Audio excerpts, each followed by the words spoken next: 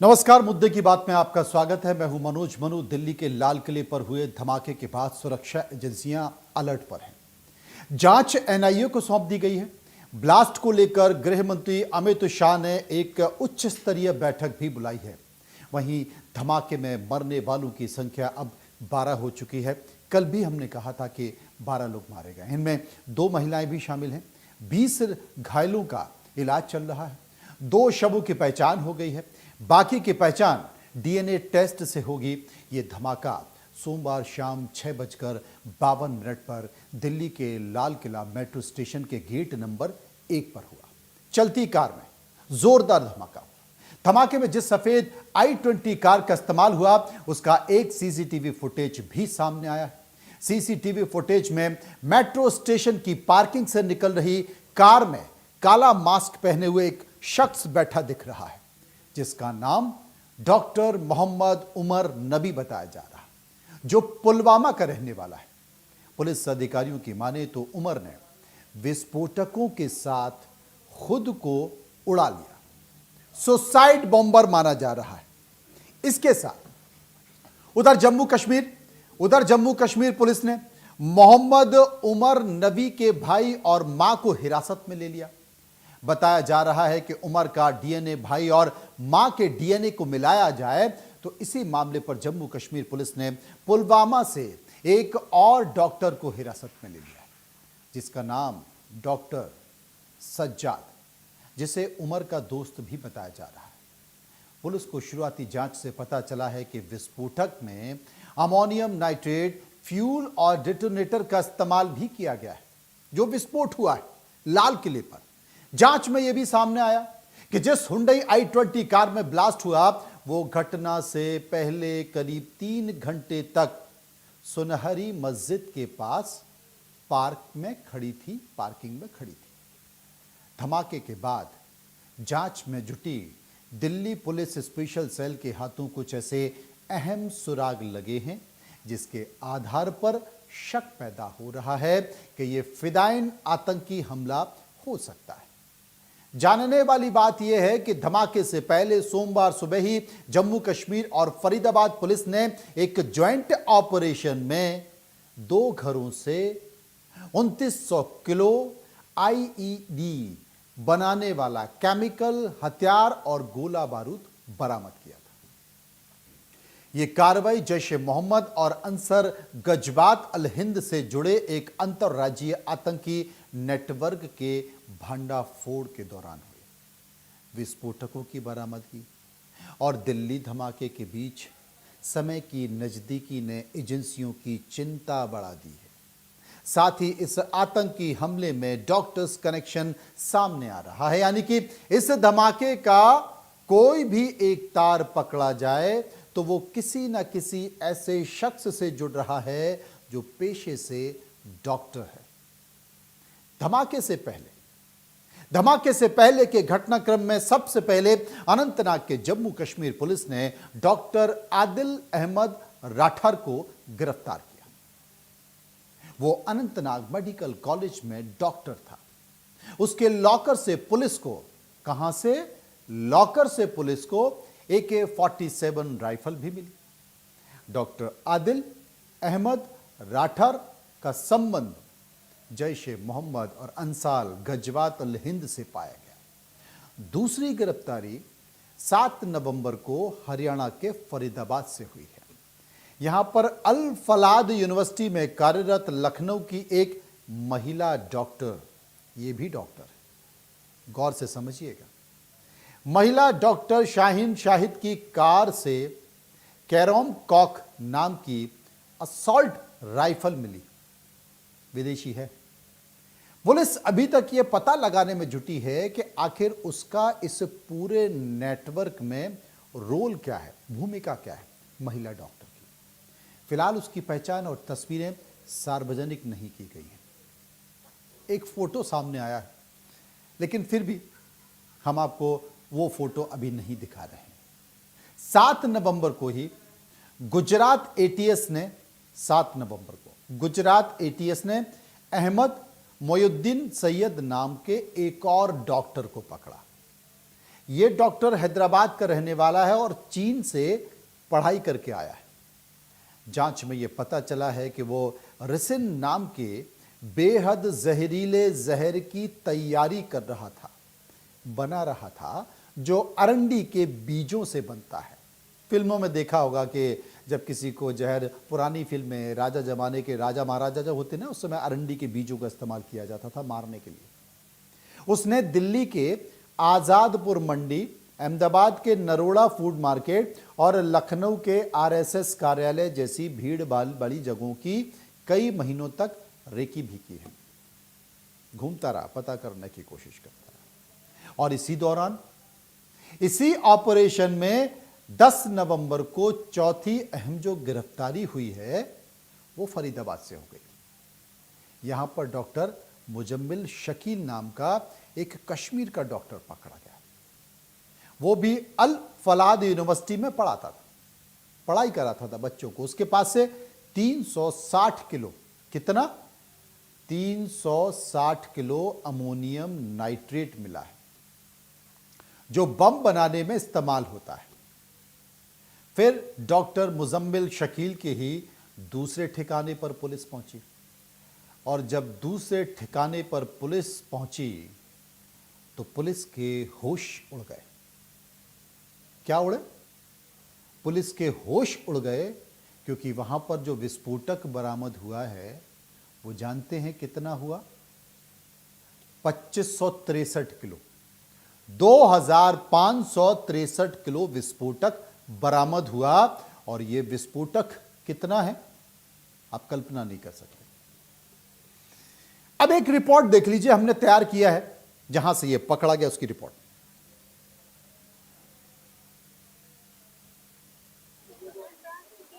आतंकवादी डॉक्टर मुजल्लिम के किराए पर जो रहने की जगह पर हम फिलहाल हैं, और आप देखेंगे यहीं वो किराए पर एक कमरा लेकर रह रहा था, क्योंकि जहां से 360 किलोग्राम जो अमोनियम नाइट्रेट मिला और उसके साथ साथ में और जो सामग्री यहां से बरामद की गई थी, और क्राइम ब्रांच की टीम के साथ साथ में जो अन्य एजेंसी हैं, सीआईडी के बड़े अधिकारी भी यहां पहुंचे हैं और उस कमरे की तलाशी ली जा रही है कि आखिर उस कमरे में क्या क्या मौजूद था। और ऐसे में जो मकान मालिक है जिसने किराए पर दिया था, उससे भी पूछताछ की गई है। बताया ये जा रहा है कि 13/9 को वो यहाँ सितंबर में 13 सितंबर को किराए पर उसने ये कमरा लिया था, और ये मकान मालिक की तरफ से बताया जा रहा है कि वो एक ही बार यहाँ आया था और सामान रखने के बाद में वो दोबारा यहाँ नहीं पहुंचा। और ये देखिए मकान मालिक जो हैं इसके, वो भी यहीं बैठे हुए हैं, लेकिन उनकी तबीयत ठीक नहीं बताई जा रही है। जिस तरह से उनकी तरफ से जिक्र किया गया कि उनकी तबीयत ठीक नहीं है, लेकिन जो टीम है वो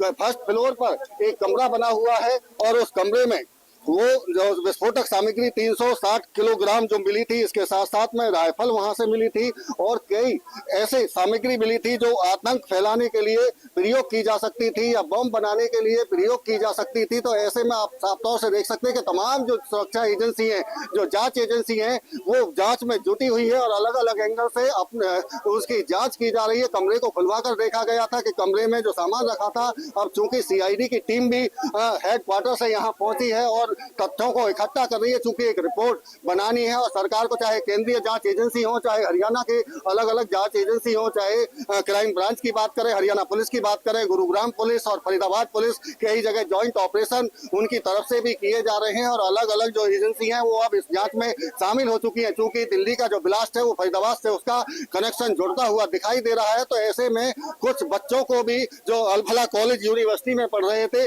उनसे भी पूछताछ की गई है, और जो डॉक्टर मुजल्लिम है उसके जो सहयोगी है उनसे भी पूछताछ की गई है। तो अब ये साफ तौर से देख सकते हैं कि अभी भी अधिकारी यहाँ गहन मंथन और डिस्कशन हो रही है। अलग अलग चूंकि एजेंसी यहाँ पहुंची है उनकी तरफ से ये जांच की जा रही है। साफ तौर से चूंकि यही इसी ये जो सीढ़ियां आप देख रहे हैं, इसी सीढ़ियों से जाकर ऊपर एक कमरा है, जो कमरे को हालांकि अब ताला एजेंसियों की तरफ से लगा दिया गया है, लेकिन वहां जो सामान मिला था वो कहीं ना कहीं चौंकाने वाला था। बताया ये भी जा रहा है कि उस कमरे की दीवारों पर भी कुछ लिखा हुआ था, और जो मकान मालिक है, मकान मालिक को भी चूंकि जिस तरह से बताया जा रहा, मकान मालिक ने कहा है कि उसने एक कापी पर अपना तारीख, जिसने वो 13 सितंबर को ये कमरा किराए पर लिया था, उस वक्त को उसमें लिखा गया है, उसका मोबाइल नंबर, उसका नाम। लेकिन जो मकान मालिक है उनकी तरफ से ये कहा गया गया है कि जब वो यहाँ आया था सामान कमरे में रखने के बाद में दोबारा इधर डॉक्टर जो आतंकवादी है वो नहीं आया था, और ऐसे में अल फलाह कॉलेज में जाकर जो मकान मालिक है उनकी तरफ से पता भी किया गया था,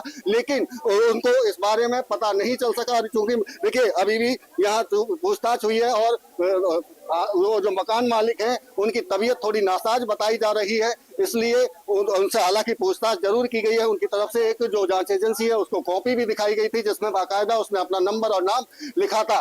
तो अब जांच एजेंसियों की तरफ से जो जांच की जा रही है न केवल इस मकान की बल्कि जो दूसरा जो अन्य जगह पर भी अगर कोई सस्पेक्टेड है तो वहां भी जांच क्राइम ब्रांच की। असल में फरीदाबाद पुलिस ने यह बताया है कि मुजम्मिल शकील का संबंध जैश जैसे प्रतिबंधित संगठनों से है और वो भी पहले श्रीनगर में आतंकी पोस्टर लगाने में शामिल रहता था। उसकी पहचान अनंतनाग में पकड़े गए अदील अहमद रठार से मिली जानकारी के बाद हुई है।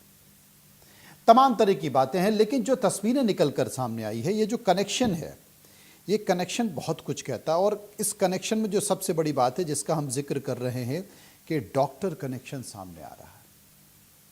डॉक्टर कनेक्शन क्या सामने आ रहा है, फरीदाबाद पुलिस इस मामले पर क्या कह रही है, एक बार उसे सुनिए। आप बता दीजिए फिर हम पूछ लेंगे।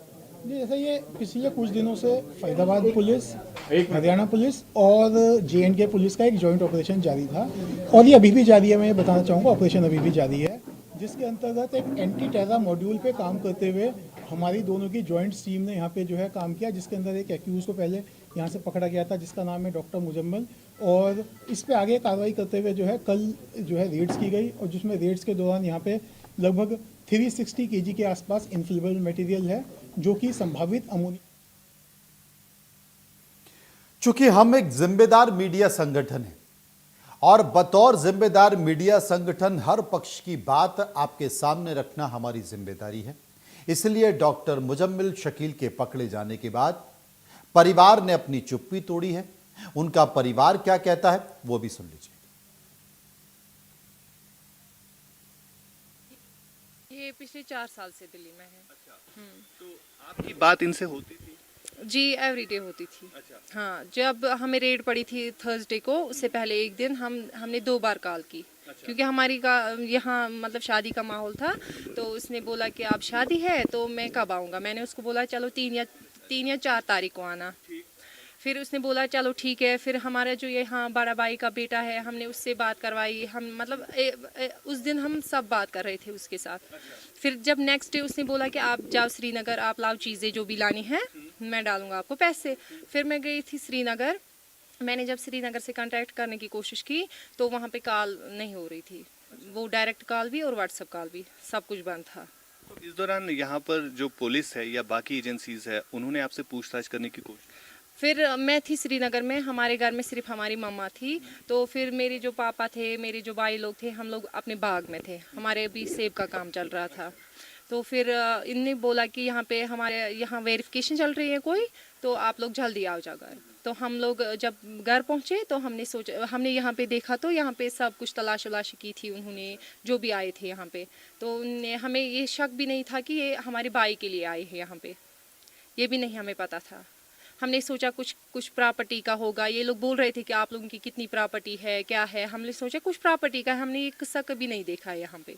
तो फिर हमने जब शाम को कांटेक्ट करने की कोशिश की अपने भाई के साथ, और तो इनने बोला कुछ मसला है। फोन बंद था?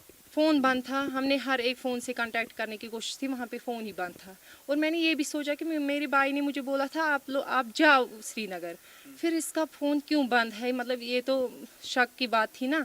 तो फिर हमने जब ये मतलब शाम को यहाँ बात की अपने घर वालों से, तो उन्होंने बोला कुछ ना कुछ मसला है। तो फिर हम सुबह गए थाने पे, तो उन्होंने बोला कि आपका भाई है पांथा चौक पुलिस स्टेशन में बंद, अरेस्ट। हाँ हाँ, उसको लाया गया है, कुछ इन्वेस्टिगेशन चल रही है। फिर हम गए थे बार बार वहाँ, लेकिन हमें कोई मिलने नहीं दिया उनके साथ, और वो बोल रही थी सिर्फ इन्वेस्टिगेशन चल रही है, इन्वेस्टिगेशन चल रही है। हिसाब से बताया जा रहा है कि आरडीएक्स जो है उनके कब्जे से पकड़ा गया है, जहां पर उनका डेरा था, रेजिडेंस थी। और कल रात को जो ब्लास्ट हुआ है दिल्ली में, जहां पर 8 मासूम लोगों की जानें भी चली गई, तो आप इन सब चीज़ों को देखने के बाद क्या कुछ कहेंगे? हाँ, पहली बात मैं ये बोलना चाहूँगी कि अगर मुझे अपने भाई पे ऐसा कोई शक होता, मतलब ऐसा कोई शक होता, मैं बोलती कि हाँ ये मेरा भाई, इसमें इन्वॉल्वमेंट हो सकती है उसकी। हमारा भाई जब हमें कॉल कर रहा था, मतलब पिछले 4-5 मैं 7 साल से बांग्लादेश में थी, वो हमें कॉल कर रहा था, हम वो सिर्फ एक ही बात कर रहा था, कितना सिलेबस कंप्लीट हुआ, कितना पढ़ाई हुआ, बस वो पढ़ाई के पीछे था। मेरी शादी थी, उसने बोला जब आपकी मेहंदी रात भी होगी तब भी आपको पढ़ना है। हमें मेहंदी रात नहीं मनानी है, हमें पढ़ना है, हमें टाइम नहीं है, मतलब हमें नीट पीजी का एग्ज़ाम है मई में, तो उसने बोला कि हमें सिर्फ पढ़ना है। जब ऐसा भाई मतलब मुझे बोल रहा है सिर्फ पढ़ने के पीछे होगा, वो ऐसी हरकत कैसे कर सकता है? हम इस पे यकीन कैसे करें कि उसके मतलब वहाँ रेंट पे जहाँ था वो, मतलब वहाँ पे हमें वो मिला, हम कैसे यकीन करें इस पे? अभी एक और डॉक्टर है, डॉक्टर आदिल है या डॉक्टर उमर, जिनका वीडियो जो है सीसीटीवी में आया है, जो वो कार ब्लास्ट हुआ है दिल्ली में, तो उनके साथ क्या मुजम्मिल कभी मिले हैं, उनके साथ क्या लिंक? अगर उसके साथ मतलब उसके लिंक होती, हमें भी पता होता कि यहाँ पे कोई डॉक्टर उमर है, उसकी लिंक है उसके साथ। मैं पहली बार सुन रही हूँ डॉक्टर उमर का नाम, मैंने डॉक्टर उमर को अपनी आंखों से नहीं देखा है। हम मतलब हमारे घर में कोई नहीं आया था, मतलब कोई डॉक्टर। हाँ, मेरे भाई के यहाँ के दोस्त आप बोलो, मतलब मैं उनका नाम दूंगी सबका, वो लोग यहाँ पे आते थे, अच्छे से पीते थे, खाते थे, जाते थे, उनका मैं बोलूँगी, मतलब क्योंकि वो यहाँ पे आए थे। डॉक्टर उमर, कुछ डॉक्टर बोल रहे डॉक्टर अदील, कुछ ये मैं पहली बार सुन रही हूँ, मतलब इनका मैं पहली बार। डॉक्टर मुजम्मिल की ये बहन है जो खुद भी डॉक्टरी की पढ़ाई कर रही हैं। वो 7 साल से बांग्लादेश में थी, चूंकि एक परिवार में शादी है इसलिए वो यहाँ पर आई हैं। हमारे संवाददाता वहाँ पर पहुंचे, उनकी भी बात को जानने की कोशिश की। फरीदाबाद में जो 2900 किलो विस्फोटक बरामद हुआ, वो बरामद होने के बाद अल फलाद यूनिवर्सिटी में पुलिस ने छापेमारी की। यूनिवर्सिटी के अंदर और बाहर भारी संख्या में फोर्स तैनात था। इसके बाद एनआईए की टीम भी यहां पहुंची, करीब 1.5 घंटे तक कार्रवाई चली, सर्चिंग चली। उसके बाद टीमें लौट गईं, लेकिन पुलिस अभी भी वहां पर तैनात है। बताया यह जा रहा है कि यूनिवर्सिटी की लैब में काम करने वाले फिलहाल 3 लोगों को हिरासत में ले लिया है।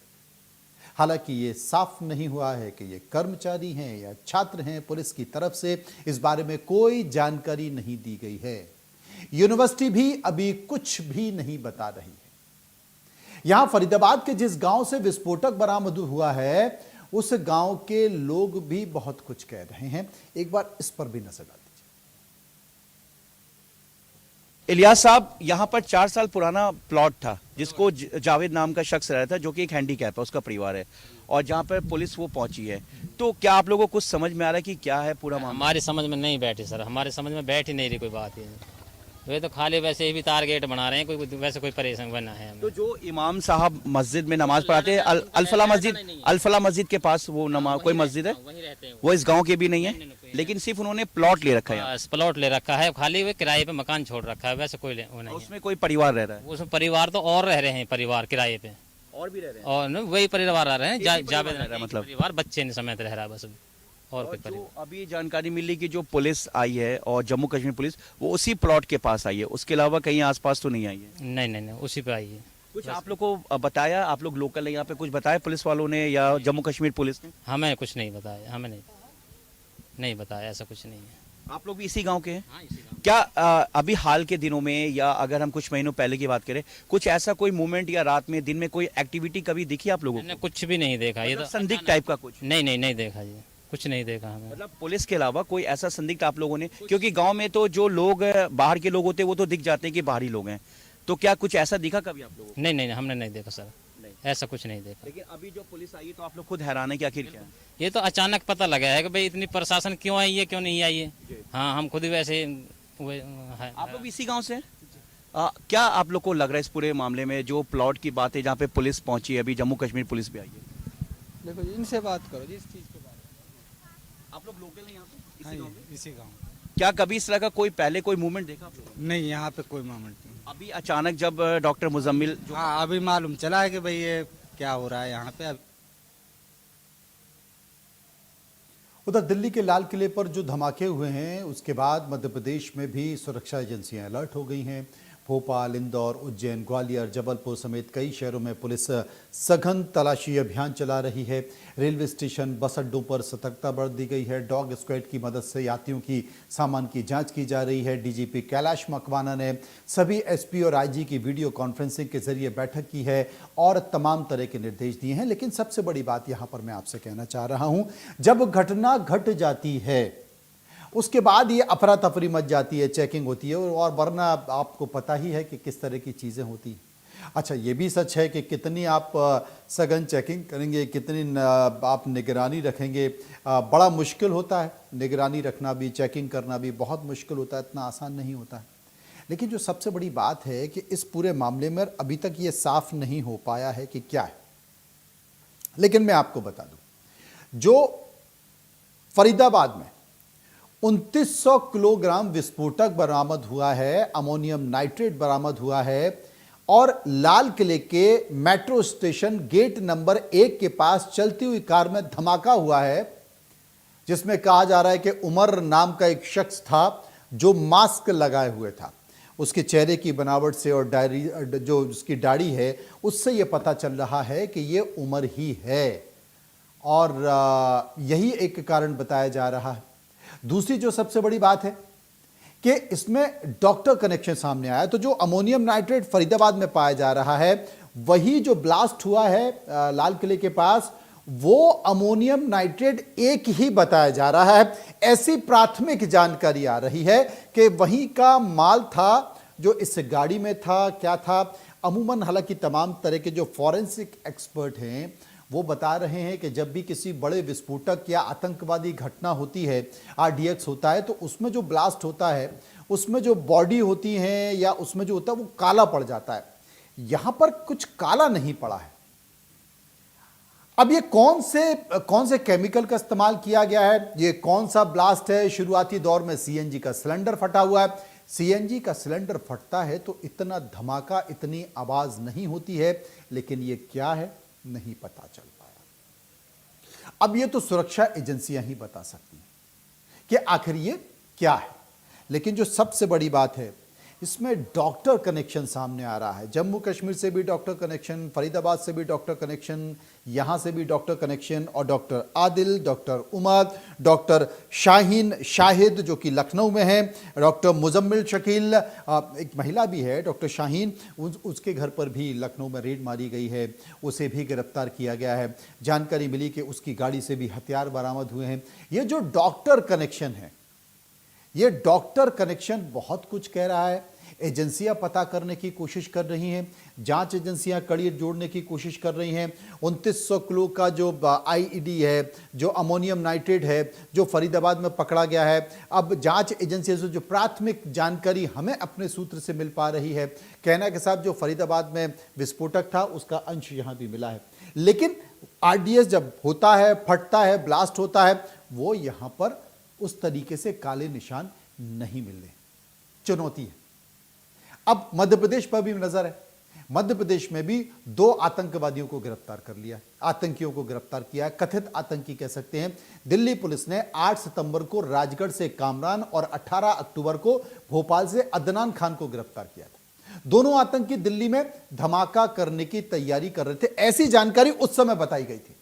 दोनों को आईएसआईएस हैंडलर्स ने धार्मिक कट्टरपंथ के नाम पर नौजवानों को भर्ती करने की जिम्मेदारी दी थी। 18 अक्टूबर, ये नवंबर चल रहा है, 18 अक्टूबर को भोपाल के निशातपुर इलाके से 20 साल के अदनान को संदिग्ध आतंकवादी गतिविधियों के चलते गिरफ्तार किया था, क्योंकि सीरिया में बैठे आईएसआईएस कमांडर के जरिए वो संपर्क में था। दिल्ली में धमाका करने का संदेश मिला था। अदनान इंडस रेजेंसी कॉलोनी में मकान नंबर A4646 में रहता था। उसके पिता गुलफाम एक कंपनी में अकाउंटेंट हैं। अदनान ने डार्क वेब, टेलीग्राम और आईएमओ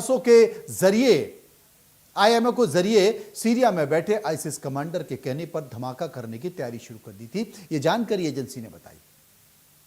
यह मध्य प्रदेश कनेक्शन में आपको बता रहा हूं। अदनान ने अपने एक साथी के साथ मिलकर हथियार जुटाए, धार्मिक कट्टरपंथ और उससे जुड़ी हुई पोस्ट सोशल मीडिया पर भी साझा की। पुलिस ने उसके मोबाइल फोन, लैपटॉप सब कुछ जब्त कर लिए। लेकिन यह जो दिल्ली में धमाका हुआ है, सोचिए आप कि अगर 2900 किलो का विस्फोट और होता तो फिर क्या होता है। पुलवामा में जो ब्लास्ट हुआ था जिसमें बहुत सारे सैनिक मारे गए थे, करीब करीब उसकी मात्रा भी 300 पता नहीं इसके आसपास थी। अब आप कल्पना कीजिए कि 2900 की स्थिति क्या होती। कल्पना कीजिए। एजेंसियां तार से तार जोड़ने की कोशिश कर रही हैं। मामला बहुत संवेदनशील है। पहलगांव में जो घटना हुई थी उसके बाद भारत ने जवाबी कार्रवाई करते हुए पाकिस्तान के आतंकी ठिकानों को तबाह किए। भारत अब भी गुस्से में है। भारत की सरकार कुछ प्लान कर रही है। आपको वक्त आएगा तो बताएंगे कि भारत की सरकार इसका कैसे जवाब देगी। फिलहाल मुद्दे की बात में इतना ही। चलते रहिए इंडिया न्यूज़ के साथ। नमस्कार।